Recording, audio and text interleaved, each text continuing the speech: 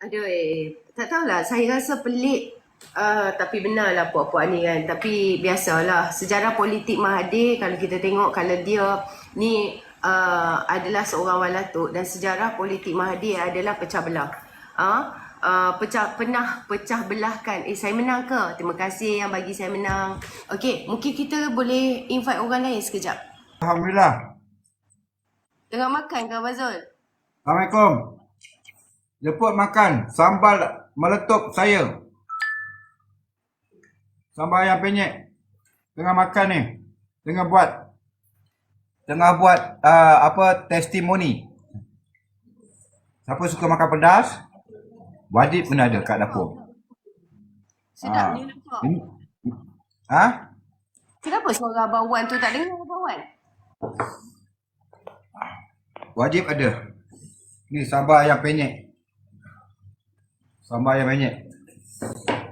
Kembang-kembang dah bibir ni. Sedap. Kena ada, setiap dapur kena ada. Nanti WhatsApp alamat. Zul, kau makan apa tu Zul? Zul, makan apa tu? Sambal ayam. Ayam goreng makan dengan sambal ayam penyet. Dengan sambal meletup. Tolong support saya, wawarkan. Saya buat sambal ni. Mana kambing ni? Kambing. Yes. Kambing on the way, bagi alamat cepat. Bagi alamat, kita nak post. Nanti saya WhatsApp Abang Zul. Saya nak jugalah sambal tu nanti. Boleh kirim sekali nanti lepas esok ke saya WhatsApp Abang Zul. Boleh. Kita ada sambal ni dengan sambal ikan masin. Sambal ayam penyet dan juga sambal ikan masin. Berapa sebotol Abang Zul? Yang ni RM10 je. Sambal ikan masin tambah RM5. Okey.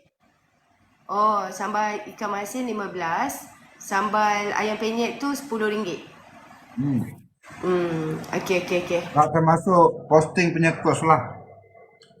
Alright. Okey Abang Zul, saya pun nak pergi invite Game PN untuk naik ke atas ni. Okey, kepada yang kat sini jangan lupa dapatkan sambal ayam penyet ni. Pergi dekat beg kuning. Now. Pukul berapa baru nak makan tu? Ini baru makan. Satu hari saya makan sekali je nasi. Lain saya makan benda-benda ni lah. Makan roti. Kan. Okay, sorry. Saya tadi nak bawa 2, 3, 4 orang masuk. Tu Adi, Kasa, pasal tengok dia tengah live. Tapi kita cuba-cuba tak dapat. Terpaksa lah kita... kebetulan Abang Zul pun ada mari. Kita layan lah sekejap. Jadi kalau siapa nak naik boleh seketika kot naik. Sebab saya tak pernah buat live serentak ni. Itu nak cuba naik 4 orang tadi. Tapi sebabkan kawan kita tak ada, lain kali lah kot. Okey, cuma macam nak ulas, saya sambung balik tadi. Saya tadi pergi ke room Bapa Gomo. Dia bercerita lah kan. Dia kata ramai orang salahkan dia sebab apa yang dia janjikan kan, nak tukar kerajaan tu tidak berjaya. Patutnya siang tadi pun katanya dah ada pergi istana dan sebagainya. Dan kita tengok tak ada pemberita-berita daripada istana kan. Kita tengok PMBAC pun macam biasa buat kerja kan. Menteri-menteri macam biasa buat kerja. Jadi menteri-menteri bawah kerajaan paduan ni dia tidak ambil tahu sangat tentang kisah Dubai ni kan. Cuma ada orang kata kalau tak takut kenapa kalut kan, kenapa duk cakap, kenapa Perdana Menteri komen kalau benda tak betul. Dia sebagai Perdana Menteri, apabila ada spekulasi yang dimainkan di media-media sosial kan, diviralkan seolah kerajaan langkah Dubai ni nak mengambil alih kerajaan. Ya, dia sebagai Perdana Menteri, dia kena menyatakan benar atau tidak. Sebab dia tidak mahu apa yang diviralkan itu akan jadi satu bahan berita yang kemudian menghakis keyakinan pelabur-pelabur. Jadi sebab itu Perdana Menteri jawab. Perdana Menteri ulas. Bukan kerana kita gelabah ataupun kerana kita percaya, takut. Bukan nak takut apanya. Kita bukan macam Din Cirik dulu. Din Cirik dulu dia ada kelebihan 3-4 orang je ahli parlimen. Ismail Sabri pun 3-4 orang je. Kelebihan dia ada 114, 115 saja. Dia boleh jadi Perdana Menteri. Kalau yang itu takut, masuk akal lah. Logik lah dia takut. Pasal ada lebih 3-4 orang je. Kan? Itu pun berlagak bukan main. Ada lebih 3-4 orang pun dia jadi Perdana Menteri. Oh, dia siap ugut UMNO. Jangan sampai saya tekan button, dia kata. Ingat lagi tak Din Cirit cakap apa? Ya? Jangan sampai saya tekan button. Last kali tak sempat dia tekan, UMNO yang tekan button. Kan? Bila UMNO tekan button, dia terlentang lah. Bila dia terlentang, nak marah kepada PH. Kan? Nak marah kepada PH apa? Bukan PH yang menjatuhkan kamu. Ya? Yang menjatuhkan Din Cirit sebagai Perdana Menteri adalah UMNO. Ya, 15 orang ahli parlimen UMNO yang tarik sokongan pada kamu. Termasuk Presiden UMNO. Timbalan Presiden UMNO, kan? Dan ramai MP-MP UMNO yang lain. Mereka yang tarik sokongan kepada Din Cirit. Ya, mau tak mau Din Cirit terpaksa jumpa Agong menyatakan dia hilang sokongan. Sebelum itu kita dah kata, memang kamu tak cukup sokongan wahai Din Cirit. Ya, dan kita desak dia supaya meletakkan jawatan. Tapi dia tak mau. Dia yakin dia ada sokongan. Kemudian kita minta dia buka parlimen. Buat usul undi percaya kepada dia. Dia tak nak buka, dia tak nak buat. Bahkan parlimen ditutup. Dia seboleh-bolehnya nak elak daripada meletakkan jawatan. Sampai satu peringkat UMNO pun tak tahan. Beri tekanan cara baik supaya suruh letak jawatan cara baik, dia tak mau. Suruh buat usul percaya kat parlimen, dia tak mau. Jadi apa yang UMNO mampu buat selain daripada mengemukakan, buat sidang akhbar secara terbuka dan menyatakan ahli-ahli parlimen UMNO sebahagian besarnya menarik sokongan kepada Muhyiddin. Jadi bila UMNO buat sidang akhbar secara terbuka, maka Muhyiddin tidak boleh lari lagi. Dia tidak boleh nak mengelak lagi. Dia tak boleh nak mengelak lagi. Dan pada ketika itulah dia berhubung dengan PH. Saudara jangan lupa, setelah UMNO nak tarik sokongan kepada Muhyiddin, waktu itulah dia nak berbaik-baik dengan PH. Nak ajak PH berunding. Kan? Sebab apa? Dia nak jadi Perdana Menteri lagi. Dia ajak PH. Tapi PH dah tolak. Bagi PH, dah terlambat. Kan? Dah terlambat sebab apa? Engkau dah hilang sokongan dah. UMNO dah nyatakan tidak menyokong kamu. Ya, bila kamu dah jatuh, dah nampak ada ahli parlimen UMNO menarik sokongan pada kamu, baru kamu nak pandang pada PH. Ini perangai dia. Waktu dia kuat, dia angkuh.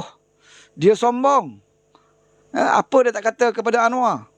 Apa dia tak kata kepada keadilan dan PH ni? Waktu dia jadi Perdana Menteri.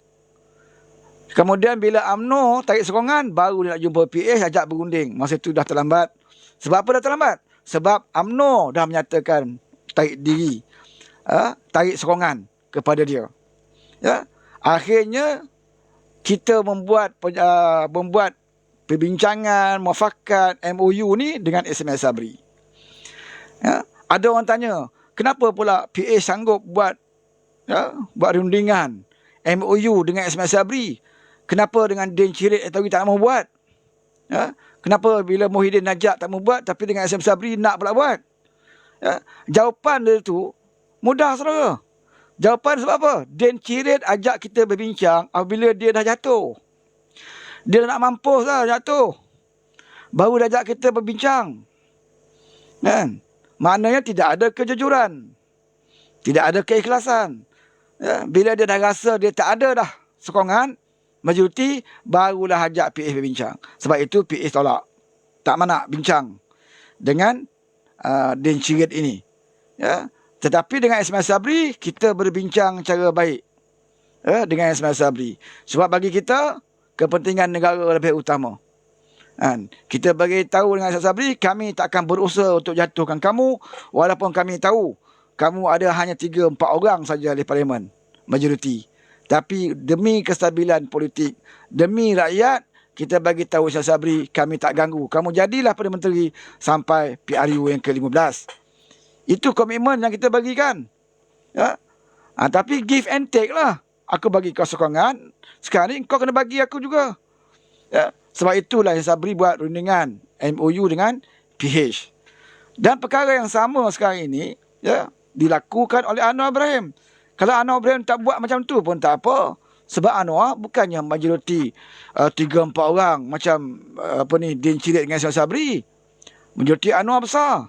Sekarang ni dah lebih 2/3 majoriti. Ya. Kalau dia tak nak ajak bincang pun tak apa. Apa masalahnya? Kan? Sokongan dia bukan 3-4 orang. Tetapi Anwar masih buka ruang untuk bincang. Ya. Sebab dia bukan pemimpin yang sombong. Walaupun dia ada kekuatan, dia tak sombong. Ya, boleh aja berbincang. Ha? Sampai ada wartawan tanya macam mana kalau PAS nak menyertai kerajaan paduan. Anwar kata tidak ada masalah. Ya, kerajaan paduan sentiasa terbuka. Kan, sentiasa terbuka. Tapi pimpin PAS pula ada yang masih ego dan sombong. Ya, dah jadi pemangkang sekarang ni pun, dah tak pegang kuasa pun, masih lagi nak sombong. Ya, dia kata kami tidak akan bersama dengan kerajaan perpaduan kerana di dalamnya ada DAP. Kan? Di dalamnya ada DAP. Itu kau punya pasal lah. Kan? Kau punya pasal lah. Bagi Anwar, aku tak pelawa kau secara resmi, tetapi kalau tanya Anwar Ibrahim, dia kata dia terbuka. Dia boleh terima mana-mana parti saja. Kan? Untuk bersama kerajaan perpaduan sebab itulah kehendak Kebahaduli Tuanku yang asal. Ya? Sebab itu Anwar tak kisah mana-mana parti nak bergabung dalam kerajaan perpaduan. Dia tak kisah. Sebab itulah kehendak asal Kebahaduli Tuanku. Yang tak mau terima siapa? Yang tak mau terima Din Cirit. Yang tak mau terima Haji Hadi. Ya? Hari ni duk bercakap, duk ceramah di mana-mana, dia sebut kita naklah menyatukan orang Melayu. Kita naklah menyatukan orang Islam. Tetapi bila ada peluang untuk menyatukan orang Melayu, kamu tolak. Bila ada peluang untuk menyatukan orang Islam, kamu tolak. Sebab apa? Sebab kamu tidak dinamakan sebagai Perdana Menteri. Itu aja. Bukan kerana orang Melayu pun. Bukan kerana Islam pun. Kerana kedudukan dan jawatan. Ya? Jadi bagi dia, ya, kalau nak menyatukan Melayu, kalau nak menyatukan Melayu Islam, kena letak dia Perdana Menteri baru boleh. Ini masalah saudara. Ini masalah dia. Sebab meletakkan kepentingan diri melebihi daripada kepentingan kaum, melebihi dari kepentingan negara, melebihi daripada kepentingan agama itu sendiri.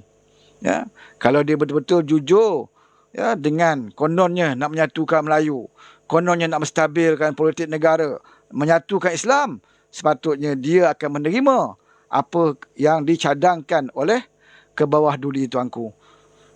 Kalau dia terima itu hari, ya, kerajaan yang ada hari ini mantap. Ya, tak adalah fitnah memfitnah. Ya, sebab apa? Sebab masing-masing berada dalam kerajaan yang sama. Ya, mantaplah. Tetapi mereka sendiri rasa mereka ada keupayaan, ya, untuk tebuk atap. Walaupun berkali-kali kita beritahu, ya, tak mungkin lagi kamu boleh tebuk atap. Tak ada jalan lagi bagi kamu tebuk atap. Ya, bukan saja atap itu telah dipasang konkrit, tetapi perlembagaan, ya, undang-undang, Akta 8 Parti dah mula, ya, menjaga setiap ahli parlimen ini. Ya, Akta 8 Parti. Selain daripada Akta 8 Parti, apa dia? Peraturan-peraturan yang telah ditetapkan oleh parti masing-masing. Berapa banyak tu dia punya halangan tu, bukan mudah. Ya, halangan dia bukan mudah. Dulu senang. Dulu tak ada Akta 8 Parti. Dan parti-parti pun tidak membuat peraturan dia sendiri. Dulu bolehlah, ya, call dia mana ahli parlimen, tawar ada jawatan, okey, sokong aku. Call lagi orang lain, tawar ada jawatan, sokong aku. Cukup jumlah, jadi Perdana Menteri. Dulu boleh.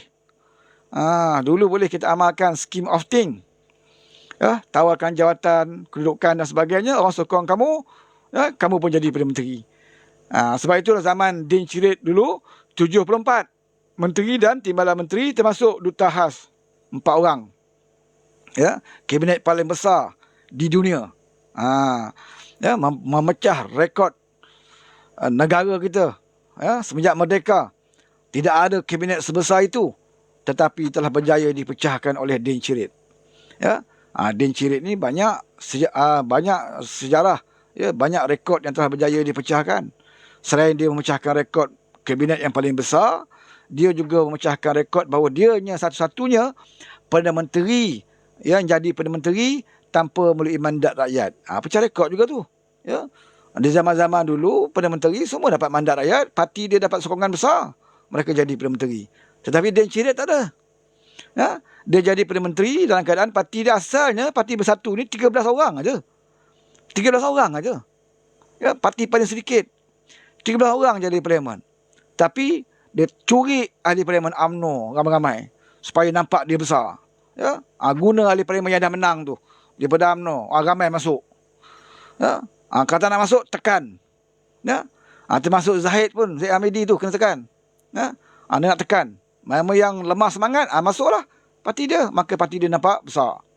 Ya, itu pun waktu dia jadi Perdana Menteri, parti dia pun tak besar mana pun. Ya, PAS lagi banyak kursi. Ya, UMNO pun banyak. UMNO pun banyak waktu itu. Ya. Tapi dia boleh jadi Perdana Menteri. Tak pelik ke? Hari ni lebay-lebay cakap apa? Dia kata politik negara dah nampak tunggang langgang. Sebab apa dia kata? Parti yang dapat jumlah kursi yang sedikit boleh jadi kerajaan. Dia nak kata ke UMNO lah tu. Ya? UMNO 30. UMNO Barisan Nasional 30 kursi. Tapi boleh jadi kerajaan. Sedangkan dia ada 74, 75 kerusi. Tapi tak boleh jadi kerajaan. Jadi dia kata politik negara dah tak tentu. Tak menentu. Memanglah kamu yang mulakan dulu. Zaman kamu dulu macam tu juga.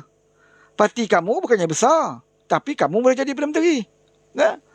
Time kamu boleh pula. Time orang lain tak boleh. Ni masalah dia. Bahkan kamu lagi teruk. Dahlah parti kamu kecil, kamu jadi Perdana Menteri. Tapi mandat rakyat kamu tidak perolehi untuk nak bentuk kerajaan. Kamu jadi kerajaan, jadi Perdana Menteri melalui pengkhianatan kamu. Ya, melalui ahli-ahli parlimen kamu yang keluar dari PH, ya, bersama dengan geng-geng semburit Azmin Ali. Ya, itu yang menyebabkan kamu jadi kerajaan. Ya, bukan kerana mandat rakyat pun. Jadi kamu mencipta rekod sebagai Perdana Menteri yang pertama di Malaysia ini menjadi Perdana Menteri tanpa mandat rakyat. Kemudian kamu juga mencipta rekod. Ya, satu-satunya Perdana Menteri yang paling singkat menjadi Perdana Menteri. Ya, 17 bulan tak salah saya. Lebih kuranglah. Ya, 17 bulan. Kamu juga memecah rekod. Satu-satunya Perdana Menteri yang rakyat dia mati setiap hari beratus-ratus kerana COVID. Kerana kegagalan COVID. Ya, yang selalu digunakan alasan oleh mereka. Kenapa tidak boleh membangun ekonomi? Alasan dia COVID. Kenapa tidak boleh bagi ni? COVID. Kenapa tak boleh buat laksana undang-undang ni? COVID. Semua dah guna COVID lah. Seolah-olah dalam dunia ni hanya Malaysia saja yang kena COVID. Negara lain tak kena COVID. Jadi digunakan alasan tu COVID. Ya. Kalau tanya Lebay Hadi pula, apa alasan dia? Kerengga banyak, dia kata. Macam-macam alasan. Ya. Seorang ni gunakan alasan COVID. Yang sekor ni pula guna alasan kerengga. Ya. Pokok pangkalnya saudara, yang sebenarnya bukan COVID. Ya. Yang sebenarnya bukan kerengga. Tapi yang sebenarnya kamu nak menyakau. Ya. Kamu nak jadi kerajaan sebab kamu nak menyakau. Sebab itulah. Sebab itulah hari ini mereka meroyan. Ya. Sedaya upayalah dengan berbagai-bagai langkah.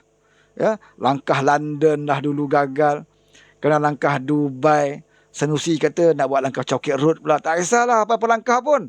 Tetapi percayalah, akhirnya langkah kamu nanti adalah ke Kajang ataupun ke Sungai Buloh. Itu langkah yang terakhir lah. Itu penutup segala langkah. Sekarang ini, sebelum sampai ke Kajang, buatlah langkah apa yang patut. Ya?